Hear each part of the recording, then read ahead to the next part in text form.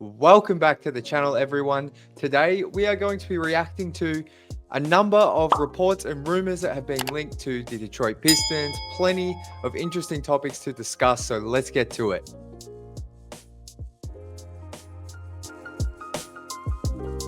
So, first things first, I recently did a post today over on Pistons Jack, kind of recapping all of the latest rumors and everything surrounding the Pistons with the NBA draft and free agency. So go check out our Instagram. And if you haven't already, please subscribe to the channel. I'd really appreciate any of your support. But let's get to it. The first item we have on the agenda here is a a pre-draft workout with Tennessee forward Chaz Lanier. I'm going to put my hand straight up. I haven't done a whole lot of draft research, but what I can see from the stats and the numbers from Lanier's career is that he is a senior. He recently just completed, though, it looks like his fifth or sixth season. So I'm guessing he is around 24 years old, a much older senior. But in his most recent season, he averaged 18 points, shot 40% from three. And then the season before that, he averaged 20 points on 44% shooting from deep. So I think he's roughly 6'4". Uh, Sounds like he's a bit of a combo guard, but as you can see there, he can put up buckets and he can shoot from three. That's always a valuable asset to any team. Now, how he fits in the backcourt. I mean, when we're looking at guys at pick 37, I'm probably not expecting them to come in right away and contribute. I'm probably expecting them to have more of the Bobby Clintman arc that we saw last season, especially on a playoff team. But that doesn't mean there might not be minutes for a guy like Lanier throughout the season. But I like that he can shoot the ball. I like that he put up numbers, even if he is a bit of an older senior. Those guys can come in straight away and contribute. So this is just probably one of many pre-draft workouts that are going to come out, but this is the first report I had seen from Omari Sankofa, so I wanted to include that here just to keep fans up to date. Moving on, Jake LaRavia has named Detroit as a team he'd like to play for. So Ben Pfeifer of Basketball Insiders recently sat down with LaRavia and just spoke about his season with Sacramento and the Grizzlies, and they got into talking about his aspirations for free agency this summer. And LaRavia actually, his goal is to come back to the Kings. He said that himself, but if not, he named the Pistons the team he could see himself fitting on for next season, which I thought was really interesting. You normally don't get that insight with a player naming a team, but LaRavia is definitely an interesting player. He's 6'8". He's a true four-man in today's NBA. He can shoot it from deep. Recently just shot 42% last season. The box score numbers won't blow you away, but he's a guy that averaged 7 points, 4 rebounds, 2.5 assists, 48% from the field. So kind of like a do-it-all four, I want to say. Decent size. Definitely, he could fill that backup four need for sure. We're going to talk about another guy who I know all Pistons fans love at that spot. But LaRavia could be a cheaper option there for sure. So very interesting he named the Pistons. And, I could see him fitting in nicely on this team. Definitely offensively as well with all the tools he brings at his size. So that's an interesting report. And as we go through these guys, let me know your comments down below. But moving on, another rumor, a player we've discussed a little bit on these Reacts episodes is Caris LeVert. So this is nothing too new, but there was uh, a rumor or report from Sam Amico over at Hoopswire that the Hawks want to retain LeVert, but both the Nets and Pistons are two teams that could be interested in Caris LeVert.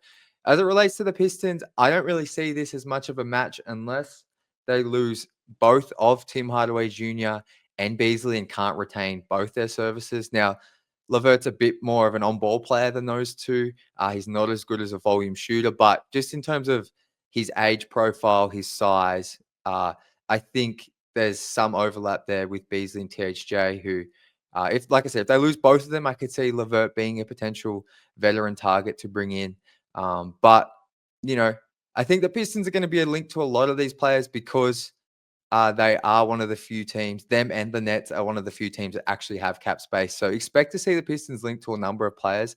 I wouldn't, though, necessarily begin to think these are likely outcomes with many of these guys because, as I said, sometimes agents and that kind of thing like to put this stuff out there as well to just get hype built around their player and interest. So LeVert, though, there is a potential fit there if they were to lose each of Beasley and THJ, in my opinion. Moving on, the final thing we'll talk about on today's episode, and I'm going to go a little bit more in depth into this one, not because I'm particularly sold that either of these players will be on the Pistons, but each of Myles Turner and Naz Reid were recently mentioned by the Stein Line's Marc Stein, who's been one of the NBA's most reliable insiders for a very, very long time. He said the Pistons are expected to show a lot of interest in a stretch big. And then he said players such as Turner and Naz Reid.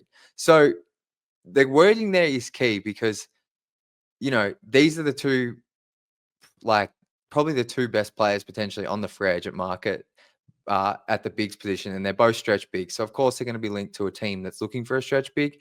Personally, I'm just going to hit this one off the bat. I cannot see Myles Turner in another uniform. There is no way. The Pacers going to the NBA Finals. I just can't see him on another team. But nonetheless, he is a free agent, so you have to mention his name. But I just can't see it. So I'm just not even going to go too in depth into the fit and all that, because I just simply cannot see the Pacers letting go of this guy who's been a key contributor for them for 8 or 9 seasons, and they're now they've had their best 2-year run in forever, with him as their starting 5 in the past 2 years. So I can't see him on another team. So I don't want to spend too much time on that. But Naz Reid was spoken about on every episode so far, and it is because of the fit the need he would fill on the Pistons. We spoke about it a little bit with LaRavia, but Naz Reid's the player I was alluding to in terms of how he could fill that backup 4, small ball 5, starting 4-man if Tobias is out, or maybe if Tobias for some reason is on the roster next year. Naz Reid could be that long-term 4. He fills what this team missed so much last season, and that is backup 4 minutes and a shooting big. And the Pistons, where this gets tricky is the Pistons cap space. I'm still slowly figuring this out, but essentially what I'm coming to realize, and if I put this very simply, the Pistons, it is going to be incredibly tough, almost impossible for them to retain Malik Beasley and sign Naz Reid. For them to get Naz Reid, they're going to have to use all their cap space to have a shot, because if Naz Reid is to become a free agent, he's going to have to reject his player option of around 15 million. The Pistons have, I believe, 16 to 18 million in cap space. And if they go over the cap, they can only do so to use that full mid-level to re-sign Beasley and re-sign existing players in their roster. So if they re-sign Beasley, I just can't see. There's no way they can get Naz Reid without a sign and trade. So that's an option. But as it pertains to free agency, it's going to be very tough for them to bring back both of those guys. And I think Naz is going to command, if he's declining a player option for 15 million, that doesn't mean he thinks he's going to make an extra $1 million or 2 million per year. He's doing that because he thinks he can make an extra 10 million per season, just in my opinion and my feel for this whole thing. So, would Naz fill a need long-term and in the short term and make this team considerably better? I think so, definitely in the front court. But it's probably going to come at the cost of Malik Beasley. And I know Malik struggled in the playoffs, but to be honest, Naz Reid struggled in the playoffs as well. So we shouldn't just, be quick to kick the curb, keen to kick Bees to the curb because he's struggling in the playoffs, because Naz Reid also struggled in the playoffs.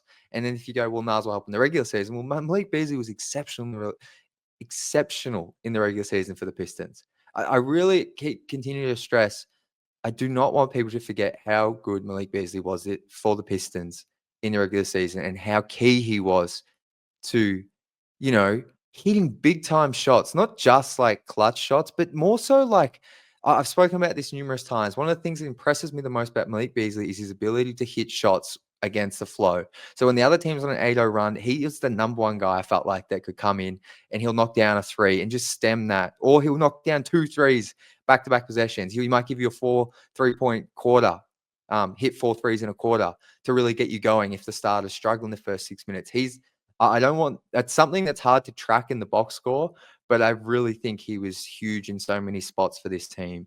Like in that Sacramento Kings game where Jaden Ivey hits the crazy 4-point play, and that was the game-winning play. Malik Beasley was the one who got him right back into that, hitting all these threes, coming off pin downs.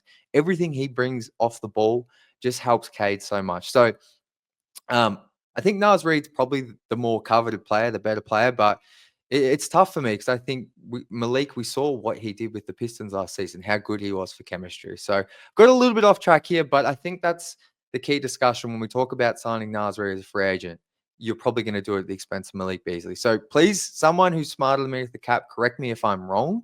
I'm sure there's a way where you can keep Malik if you sign him to a minimum or something and sign Naz, but we're not getting Malik back for a minimum. He deserves to be paid, and I think it's going to cost at least 10 million per season. I could be wrong, but at least 10 million per season, which makes it very hard to sign Naz as well. So that's just my thoughts. I would love Naz Reid on this team, but it's very tricky. It's not just, you can't just keep all these good players and get rid of the players that might not have performed to your liking. So that's going to do it for today's show. I would love to know your thoughts on who the Pistons should sign, any draft thoughts. That's going to start to heat up in the next few weeks. But been a really fun, quick episode here. So let me know your thoughts in the comments. If you could please like, subscribe, drop a comment below. It all just helps the channel continue to grow throughout this exciting off season. But as always, go Pistons.